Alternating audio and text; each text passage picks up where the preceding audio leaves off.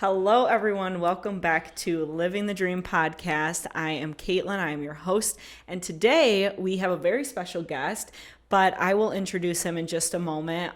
This is our third episode of Living the Dream podcast, and just super excited to be here. We have our first guest on, and it's going to be a great episode. So, first of all, I just want to say thank you for your support on our second episode, the Q&A. It was amazing. So I really enjoyed doing that, talking about goals, business things, just everything about the new year. So thank you if you tuned in. If you haven't, go give that a listen.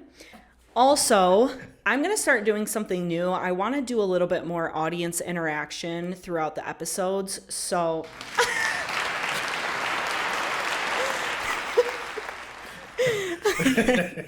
I want to do a little bit more audience interaction throughout the episodes. So with that, from now on, any episode that you take a screenshot, repost on your story, and tag @_living the dream pod, I will put you in a raffle. And then on the next episode, we'll do a raffle for either some To Die For products, a gift card, something really cool. So if you're listening to this episode, screenshot that you're listening, put it on your story, tag it, and if I repost it, that means I got it. If I don't, and your Instagram or Facebook or whatever is on private, just send me a DM showing that you posted it, and I'll enter you in. All right, well, without further ado, let me introduce my guest. So we have the husband, father, America's favorite mortgage broker, and mine, and hopefully yours, the mortgage doctor, as he refers to himself, and a very longtime friend of mine,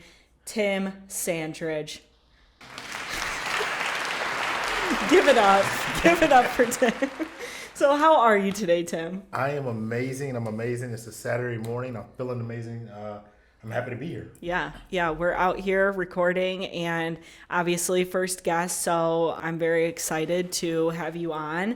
But we're going to be talking about everything mortgage related, working from home, and kind of that balance, being a dad, being a husband, and just how hard of a worker Tim is. So first and foremost, explain to the people what you do for a living. I am a mortgage broker, and I'm not just a mortgage broker. I am the mortgage broker. That wasn't the joke part, but I am. I'm the mortgage broker, and my job and my main focus is to help people to get qualified to purchase a home and making sure that I put them in the correct and the right mortgage. Okay, we love that. So for people that maybe don't understand what a mortgage broker is, can you explain what the benefits are of being a mortgage broker or getting a home through a mortgage broker versus maybe just going to your credit union or your bank? What is the difference? So because I'm an independent mortgage broker, I'm that person I'm already local. I'm already in your neighborhood. So I know the things that you have to go through. I already know that, hey, you work at Chrysler and you guys went on strike last year. So I know that your income may not look the same, but I know how much you really make. Another reason why people go through mortgage brokers is because it's like almost going to Walmart or going to Sam's Club. They can both sell the same products, but at Sam's Club it's a lot cheaper because it's wholesale. Mm-hmm. So my stuff is a lot cheaper because I work through I'm a wholesale, right? I go through wholesale lending. The other part of that is because I'm independent, because I'm a smaller shop. I'm a smaller shop, and not the Bank of America's and not the Chases. My rates are a lot cheaper and a lot lower than the other banks because they have to pad in their rates, the advertisement, their underwriters, their processors, their lights, to keep the lights on and all that other stuff. So in my industry, I try to keep it as simple as possible and save the client's money. Yeah, that's amazing. And obviously you've been in the mortgage industry for a very long time. So he knows what he's doing, and I'm not just saying that because he's my friend. I've worked with Tim before, and how long have you been in the mortgage industry? I've been in the mortgage industry actually 16 years yesterday. Oh, I don't even think I knew it was that long. I think I thought it was like 10, maybe Nope. 8. Okay, so we obviously used to work together. So how did you know that it was the time for you to stop working your full-time job and go and venture out on your own? Like, what made you make that decision? So I was an underwriter. I was an underwriter at one of the bigger companies, and I just remember seeing a file, and everybody wanted this file to die. Like, yeah, like don't worry about it, Tim. Like, just move on to the next file. And I was like, yo, like this is a person they want to get in this home, like this, Yeah. and then that's when I realized, yo, Tim, like we done as much as we can here. We got to go out to do something else. We had to have a new challenge, and then I stepped out on faith. It was actually what 4 years ago now. I stepped out on faith, and yeah, it was like a day before my birthday. I said, this is a birthday gift to myself. I'm stepping out on faith, and I'm gonna figure out how to write loans on my own, and so It worked. It worked out. And do you look back and think you made the right decision, or? Absolutely. Okay. Absolutely. I think I like it because I have I have a family now. Mm-hmm. So I always had a family, but like my family is growing now. So I have 3 kids, a 16-year-old, a 2-year-old, and a 1-year-old. Mm-hmm. My 2 and 1-year-old, they have to go to daycare. They have doctor's appointments. They have like swim classes, karate, soccer, all these other programs and things that they're doing. I need to have the flexibility to be able to take them to these things, to be able to spend time with them, and to be there for them. Yeah, and that's actually something I did want to talk about is how do you find that balance being someone that works from home and trying to run your own business, but then also taking care of 2 little ones plus your older daughter, and like finding that balance of being a good husband, a good father, but also staying motivated and getting your work done? So that's a great question. So when I'm working, so they all know that I only have a limited amount of time to work throughout the day. So I have maybe 6 hours to work throughout the day. And then my family comes home, then I have to spend time with them. But in those 6 hours, in that 6-hour window, I'm focused. I'm like, there's nothing else that can distract me. I'm not on social media. I'm not calling people or texting people. I'm focused on new business. I'm focused on helping my clients achieve their goals of buying a home. Yeah. Once 5:30 hits, then that's when dad mode. I'm back on dad mode. Mm-hmm. I'm on dad mode to about 9 o'clock until my boys go to bed. So I'm on dad and husband mode. Make sure that the food is ready. Make sure my sons have baths and things like that. But it's important to be able to have that balance and know when to turn it off, because if you keep it on always, it's just like it gets in the way of who you are. Yeah. Yeah, I think that's something that I also need to work on. Not that I have children, but I find myself going to work, coming home, getting right back to work on this or my business or whatever it is, and really having a hard time slowing down. So that is probably a page I can take out of your book as well, because I need to definitely work on that. How is it that during those 6 hours that you're working, or 8, whatever it is during the day, that you're staying motivated, you're staying on top of your work? And, it's so easy to just grab your phone, sit on Facebook for an hour, or get up, go take a nap, like you're at home. So how do you stay motivated throughout the day? Because I here's the crazy part. I know history, right? So I understand history. I understand that before, in the past, like a year ago, when I focused hard and I put in, I was only able to work 2 years ago, when I was only able to work 3 hours a day, I was able to produce this many loans. So I told myself, all right, Tim, if you're able to produce this many loans over 3 hours a day, let's double that. Let's get to 6 hours. So once I get to 6 hours, I said, all right, cool. Now you're producing more loans. You're ultra focused, and it makes sense. So like once I figured those, like the key components out, like, hey, if I don't go on social media, I'm able to take my family here. If I don't like lollygag on the phone, I'm able to do this for my family. Yeah. So I don't know. It's just something that it's a drive that we each have, and we got to be able to like tap into it every now and then. Yeah. So family is obviously a very big motivator for you. Yes. Yeah. And just wanting to provide and everything like that. So something that you and I have always had in common is working hard. Like I just said, like I come home, get to work on editing or my business or orders, whatever it is, you're working hard every day. I think that we've always kind of had that in common. Why do you have that drive to want to work hard? Because there's no other option. I don't know how and that's where we made her, we first, like our friendship first got a connection, was because we used to always say hard work, dedication. We used to say this every day to each other, but there is no other option. There's no other, like, if I don't get up and work, my family doesn't eat. If I don't get up and work, we can't pay our mortgage. We don't live. You know what I'm saying? So like, Yeah. I have to.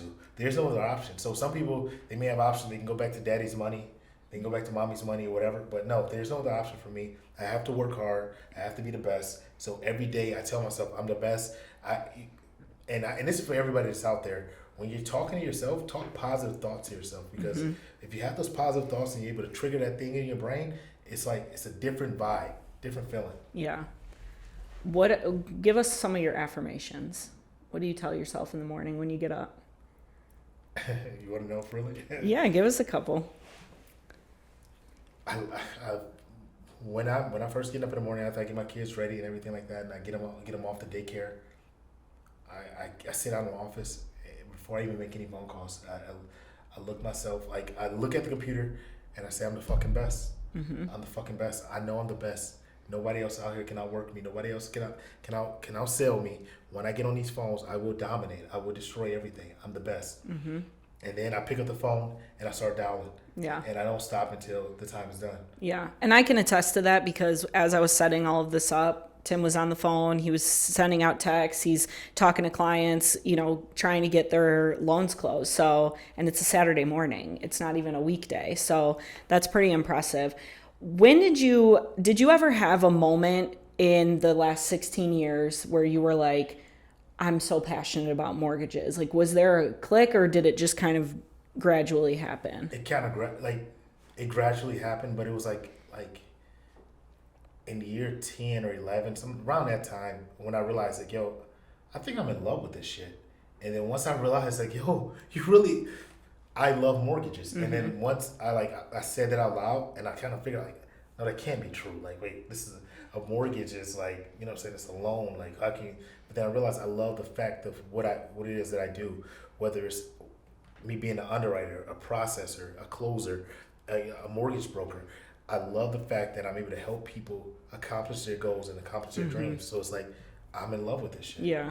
And I think it's obviously a big deal to buy a home. So when you can help someone do that, that's I'm sure such a cool feeling. Like, I obviously work in the mortgage industry, but don't do anything mortgage related. But I see it all the time where, we are making dreams come true. Like, people have these goals to buy a house, and it's not an easy process. But I will say, and I'm not just saying this because I work for a wholesale lender, going through a mortgage broker makes things so much easier and smoother. And people used to, this is a little off track, but people used to say, like, buying a house, oh my God, it's so stressful, it takes so long. When I went through the process of buying my house and I went through a mortgage broker, I think I closed within just maybe 2.5 weeks, and it was seamless. Like, it was, hey, we need these documents. Okay, great. Here they are. Hey, I need this. Okay, great. Here you go.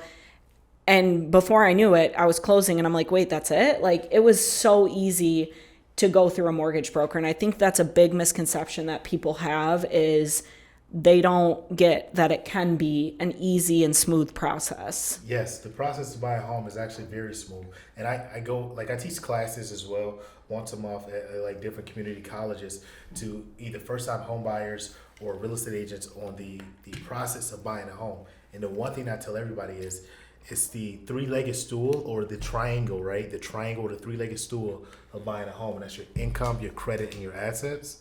If you got all three of those legs, or those three sides of the triangle in order, the process is so smooth that if you don't close within 14 days, there's another issue. There's something else going on, right? So if you got those three legs of the triangle, the income, the assets, the credit, all in order, it's so easy to close. Yeah. Do you think that, I mean, obviously there's a lot of misconceptions about buying a house, and we'll get to that in a minute. But as far as like you being passionate about mortgages, do you think that people think you're insane because absolutely mortgages are like, ew, no one wants to be like, who's passionate about mortgages other than like the big, the big CEOs and things? But have you ever gotten any weird things from people that are like, yeah, oh man, oh my goodness, So I got a friend named Janelle, and shout out to Janelle. She's now a licensed mortgage broker as well. Nice. Because I finally I converted her. Grow the channel, grow the wholesale channel. But when I used to talk to her, I was like, I'm in love with this. She's like, how can you love, like, how are you in love with mortgages? How can you be in love, like, be in love with this industry? And I was like, I don't know. I'm in love with it. And she looked at me like I was crazy. She thought I was crazy because every day of the week, no matter what time it was, all I wanted to talk about was mortgages, interest rates, saying buying homes, flipping homes, all that type of stuff. And it was like, how can you only want to talk about this? Like, because they know me from when I was in high school. Hey, Tim likes basketball. Tim likes, video games. The video games are gone. Yeah. No more video games because video games took away too much time from what I love to do. So. Yeah. That's crazy, honestly. Like, because I know that you love what you do, and just to hear you talk about it and, spread that with other people is just, it's really cool.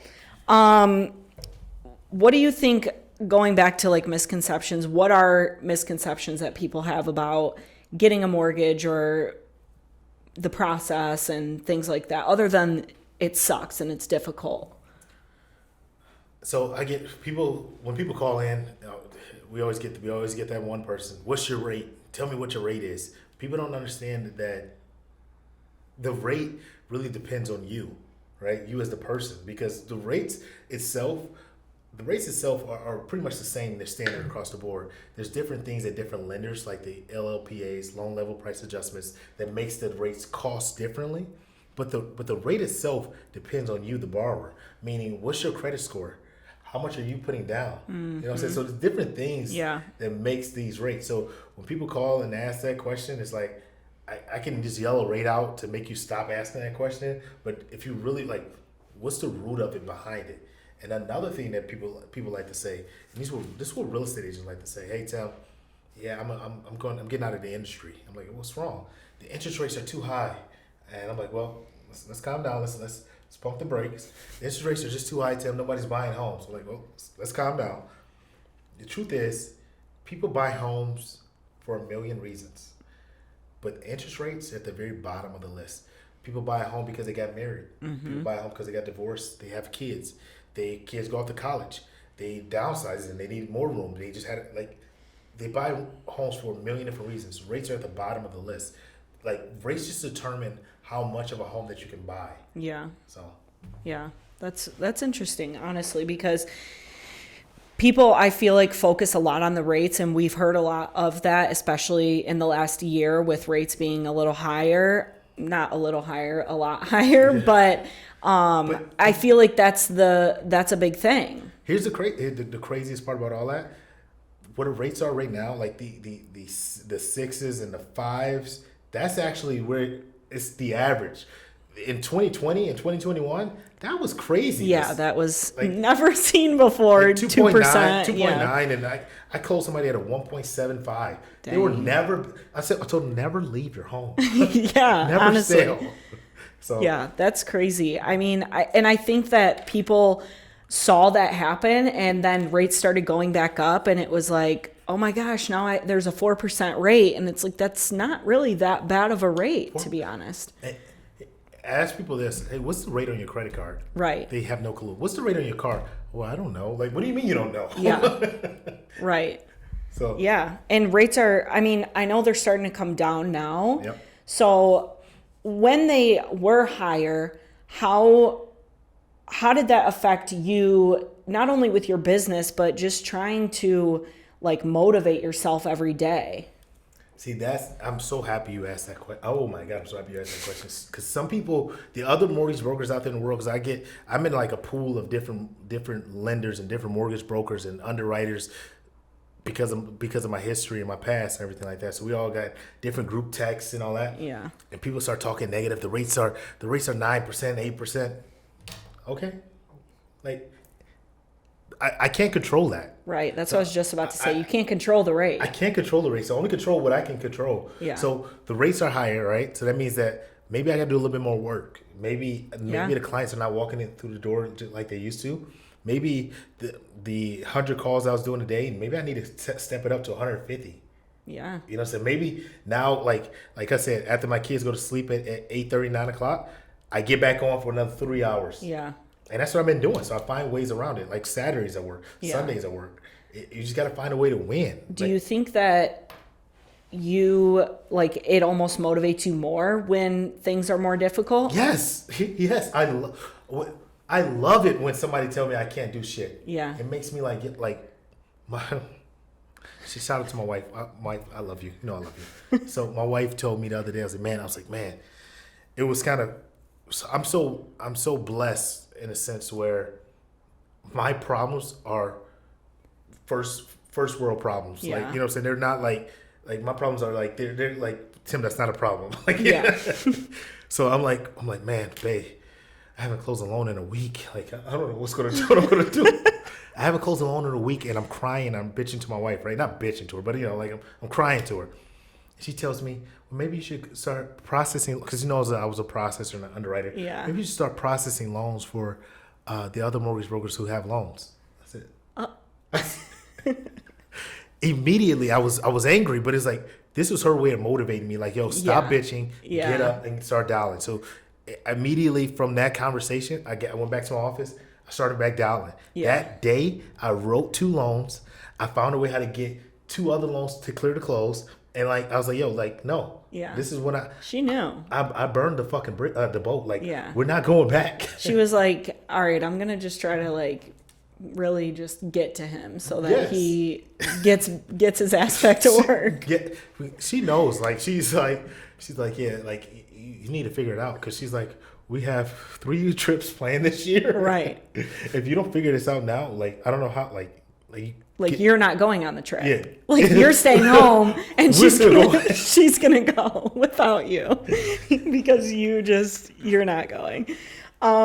Okay. So right now rates are starting to go down, and obviously it makes things maybe a little bit easier, but what kind of challenges do you think you still face with rates going down? So when rates come, what buyers don't realize is when the rates come down, that means that the rates are coming down not just for the buyers, but for the people that's owning a home. Like, for instance, if you're in your home right now and you're like, man, I really want to sell, but I can't buy a home at 8% because I want to get qualified for this amount, right? But rates are coming down. So now you're like, wait, I can sell my home, and now I can buy a home for this amount now, right? Yeah.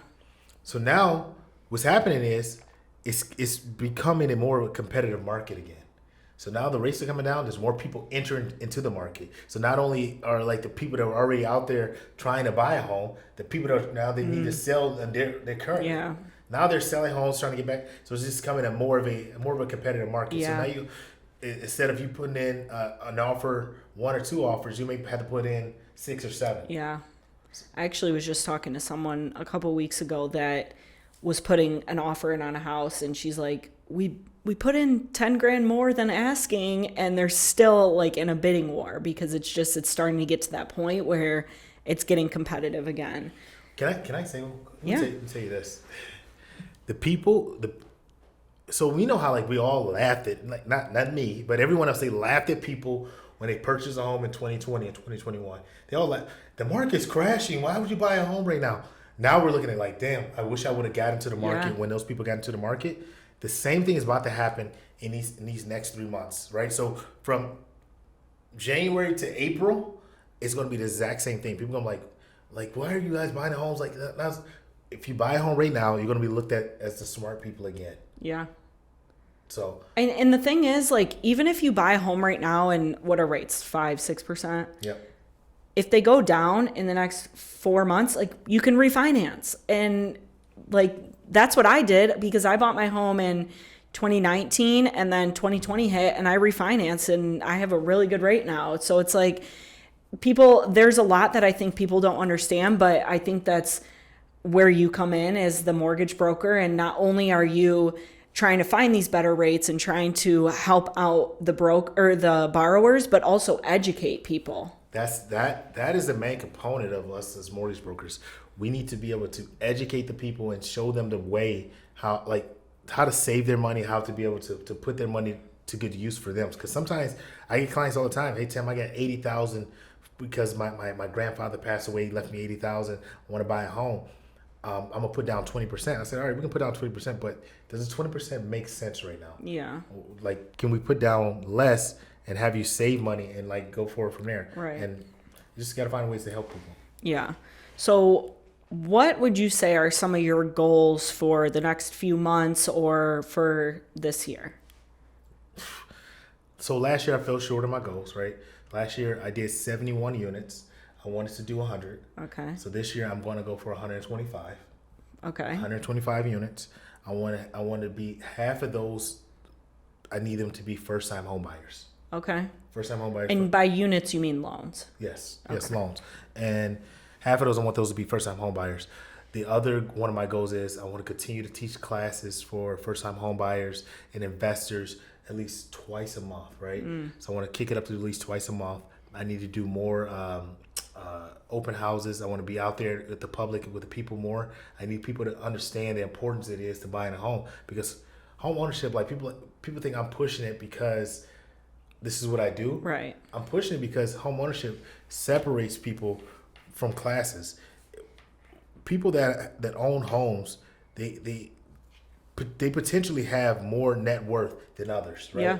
So I want to make sure that I'm helping people grow their net worth and grow who they are. Like, so. Yeah. Man. So I want to go back to how you said you didn't hit your goal last year. You wanted to get 100. You only got 71, but you're amping up your goal. Like most people would go, I didn't get 100 last year, so I'm going to go for 100 this year. Why did you amp it up? Because the boat has been burnt. Yeah. Right? I'm in this shit for I'm in this for life. Yeah. So the boat's burnt. So when I amp it up, this means that, all right, Tim, you got to double down. That last year you only worked this many hours per day. Now you got to up that. You got to up that. Yeah. You only did this many classes at these community colleges. You got to up that. Like that. Yeah. Whatever you did last time doesn't work this time. Right. So I got to go harder. Are you on pace right now for your goals? I'm doing pretty good. Okay. All right. So if you need a home, I hope this guy hit his goals. Okay. So what is your absolute, I mean, you kind of talked about it a little bit, but what would you say is your favorite thing about your job and just what you do for a living as a whole? So I go by the mortgage doctor, right? So the reason why I go by the mortgage doctor is because you didn't bring the stethoscope. I know I should have. Oh, I should have worn a stethoscope. I was giving him crap the other day because in his Instagram video, he had the stethoscope on. He's like, it's Tim, the mortgage doctor. It's because I save loans, right? And the reason why, so the one thing that, what's the question again? What's your favorite thing about what you do? So I like helping people out, right? Of course, I like helping people out and help them buy homes and things like that, help them be a first-time home buyer. But the one thing that I freaking love, the one thing I love the most is when a real estate agent, right? The real estate agent, they already have a loan in process. This loan has been in process with someone else. Their loan has been in process with someone else for 45, 60, 70 days, right?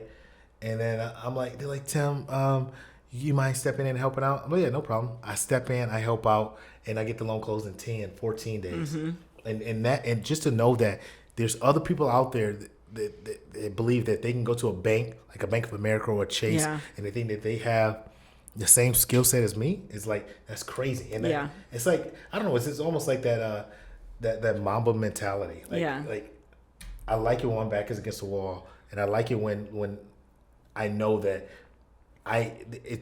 it took me to do research and figure out the different loopholes in order to help this client get this home. Yeah, I like that a lot. So, and it's kind of funny that you say that because it's almost like full circle to what you said earlier about why you decided to go out on your own, because you're underwriting and everyone's like, kill the loan, like it's not going to be a good one. And that's what you love now is like not killing the loan, like saving the loan, doing CPR on that loan. No, seriously, it is like, and it's the ones that people are like, yeah, this is not. Of course, I still do. I get a ton of like deals that are like really simple, really easy to. Yeah. I get a ton of those, but there's some deals that this client worked at 7 jobs last year. You know, like the income coming from here, like, or their mother actually signed over their house to them, so they're not a first time home buyer, but they really are. But so it's just different ways that you can be like, okay, well, what about this, and this? And they're like, oh yeah, but we can't do that. Yeah. What about this? I like doing research. Problem solving. Yes, I like the problem solving. I like doing the research. I like being able to show people like, yo, you can buy a home. Yes, it may be a little bit more difficult for you, but once you get into that property and knowing that the rent in your area is going up, right, and now your mortgage payment is less than your rent, like, yeah, you don't know how many times I've been invited to barbecues, baby showers, like homecomings, all of this stuff because they're saying, yo, like, you're part of the family now. You help me. You're a mortgage broker, and you're going to take pictures with this random person's daughter for homecoming. Like, it's the craziest thing. It's the craziest thing. They have me there. They're like, yeah, Tim, we're having a baby shower. We'd love for you to come. I'm like, all right, for sure. I'll be there. And I'm there. Me and my wife is there. I'm like, my wife has like, we bring the gift. My wife brings her little pie that she likes to bake, and we're just there. And it introduces us as like, hey, this is our mortgage broker. And it's weird. And people are like, you mean your real estate agent? And they're like, no, like, it's our mortgage broker, actually. And I become part of the family. So I love that about it. Yeah, that's really cool. Do you think that people have kind of a misconception between brokers and real estate agents? Or do you want to talk about that at all, about how you work with a real estate agent? Yeah, so people all the time think mortgage brokers and real estate agents, they're one and the same. We're not. Yeah. My job is the financial portion of it, right? Figuring out how much you can actually afford, right? And getting you to that mortgage. Mm-hmm. The real estate agent they deal with everything house related, the contract related, things like that, earnest money, stuff like that. They deal with all that stuff. Some real estate agents are easier to work with, some are not, and it just all comes down to their experience. I have a few that I love and I'm constantly dealing with. I'm constantly working with every month because we know how to work with each other. We're like, yeah. It's like building those relationships and networking. 100%. That's something I've learned in my adult life is networking makes all the difference. Like, this podcast would not be able to be good if I didn't know so many people from so many different business avenues. And 100. you know, like, I'm gonna have, like, I have you on doing mortgages. I have a guest coming on soon about marketing and branding. I have someone coming on about a nonprofit, like, and it's just all about the networking. So it's really cool. So obviously we're here on Living the Dream podcast. So, by the way, back in the day, we were supposed to have a podcast together called Keeping It Black and White. No, it was called It's Not All Black and White. It's not all black and white. There it is. Yeah, but it's fine.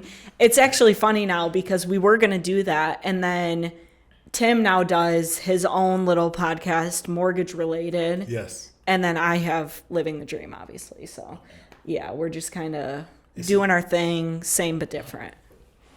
Same, but different. It's from a movie, but yeah. Yeah, I don't know. Okay. So obviously we're on Living the Dream podcast. Tell us, what is your dream? What do you mean? Like my overall goal, my overall dream? Yeah. What's your dream? What's your passion? What do you want to do in life? So I want to be able to educate enough people where I can show them the importance of buying a home. I want to be the number one mortgage broker in America, right? That's one of my goals and one of my dreams, become the number one mortgage broker in America. I'm licensed in enough. Like, this past week, I got loans that were clear to close in Michigan, Missouri, and in Florida. So that's a beautiful thing. On top of that, I want to be able to, every quarter, I want to be able to purchase my own investment property. I want to be able to start have my own investment properties and leave investment properties to my kids. So when they become of age, when they become 18, 20, it's not saying that college is wrong. I just want to be able to, I'm an entrepreneur. Yeah. I went to college, but I understand the importance it is to learning how to sell. I understand these important things. So I want to be able to show my kids this, and I want to be able to show them like financial literacy and be able to teach them these things. Yeah. Continue to be a great husband, take my wife to certain places. This year for our anniversary, I want to surprise her. I still have like don't say the surprise. Okay. In case she listens, Okay. like. All right. Okay. All right. But yeah, I want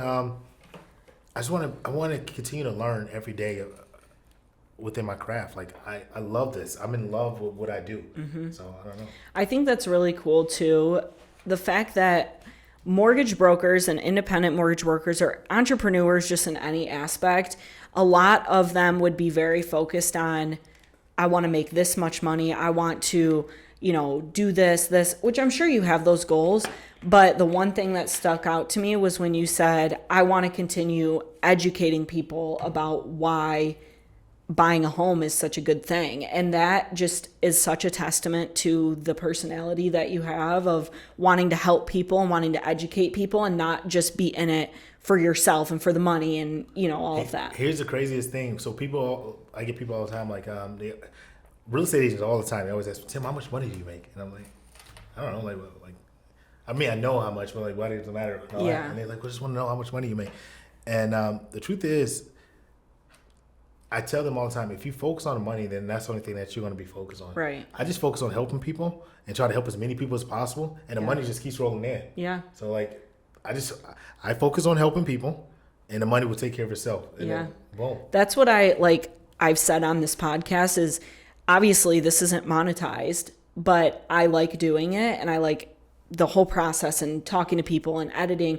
And if the money comes, it comes and that's great. But if it doesn't, it's not going to deter me from wanting to do this, so. Yeah, the classes that I teach these classes, I'm not getting paid for it. Right. Like, I know that by me teaching these classes, these people are going to get educated enough to know, like, this is the importance of buying a home. These are the necessary steps in buying a home. So, like, just do what you love. Man. Yeah. Do what you love what you do.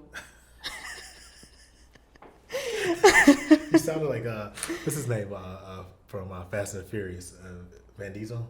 Oh, family like this. Do what you love what you do. Family. All right, we're keeping that in. Okay, where can the people find you on social media? Share with us whatever. Plug yourself. Yes, ladies and gentlemen, boys and girls. Far and wide. My name is Tim Sandridge. I am the mortgage doctor. All right. My NMLS number is 908608. You can find me on social media as Tim Sandridge, the mortgage doctor. That's on all social media platforms: Instagram, LinkedIn, Facebook, everything. I even have a YouTube channel, Tim Sandridge, the mortgage doctor. That's where you can also find his podcast episodes. Thank you. Yes. Yes. Other than that, I just if you're looking to buy a home, if you're looking to refinance, if you're looking just to learn more about the whole process in general, give me a call, shoot me an email. My email address is tim@Sandridge, that's SANDRIDGEFS.com. I will also put all of this in the description. That was pretty long. Yeah, so I'll link everything in the description. Now, before we end, I have some rapid fire questions. And Tim, he's got the questions that we talked about, but he does not have the rapid fire. So these are, just have a few, but these are going to be, you got to answer them quick. Okay. Rapid fire. All right, I'm ready. Okay. Coffee or tea? Tea. Interesting. Favorite food? Salad. Very interesting. Dream vacation? Jamaica with my wife. Nice. One bucket list item? Jumping out of an airplane. Skydiving, I hope, not just like jumping out. Yeah, skydiving. Okay. Like, do we need to have a talk after this? Are you okay? Favorite word? Hard work. 2 words, but we'll count Dedication it. did. I honestly knew he was going to say hard work. Physical or mental strength? Mental. Best piece of advice you can give? No one knows it all. No one, except for God. Yeah. All right. That's all we have. Do you have anything else you want to share? No, that was actually pretty good. I didn't know you was going to do that. Anyways, thank you for coming on. I appreciate it. First guest. Let's go. Hard work. Dedication. Yep. And make sure you guys post. If you're listening, you'll be entered to a giveaway. And I think maybe next episode, the giveaway will be for something from my small business. So something from To Die For. Your own choice of merch. Okay, so post if you're watching this. Send me it if I don't repost it. And thank you for tuning in. And that wraps it up for episode 3 of Living the Dream podcast.